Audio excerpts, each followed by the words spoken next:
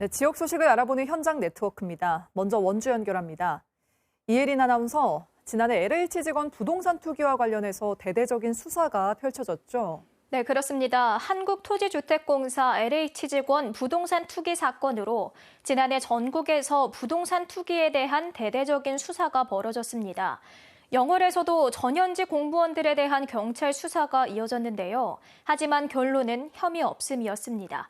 이형기 기자의 보도입니다. 영월군 영월읍에 있는 농경지입니다. 전현직 영월군청 공무원 2명은 2015년을 전후해 이 일대 땅을 사들였습니다. 당시만 해도 길이라곤 좁은 농로 정도밖에 없었습니다. 그런데 이후 이곳에 왕복 4차선 도로가 뚫렸습니다.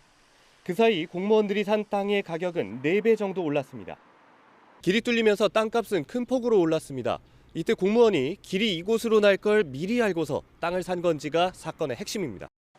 경찰은 이들이 군청 내부의 개발 정보를 활용해 부동산 투기를 했다며 이들을 기소해달라고 검찰에 요구했습니다. 하지만 검찰의 판단은 달랐습니다. 우선 공무원들이 땅을 산 시점과 도로 개설 확정 시점이 4년 정도 차이가 난다. 또 업무상 비밀을 이용해 땅을 샀다고 인정할 만한 증거도 부족하다라며 무혐의 처분을 내렸습니다. 이에 대해 수사를 받았던 사람들은 이제라도 억울함을 풀게 됐다며 환영한다는 뜻을 밝혔습니다.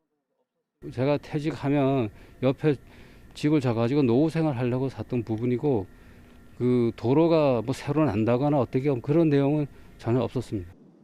하지만 경찰은 자금 마련 방식 등 기소할 근거가 충분했는데도 검찰에서 받아들여지지 않았다며 아쉽다고 밝혔습니다. KBS 뉴스 이현기입니다. 원주시가 각종 재난과 사고로부터 시민들의 생명과 재산을 보호하기 위해 시민안전보험 제도를 운영합니다.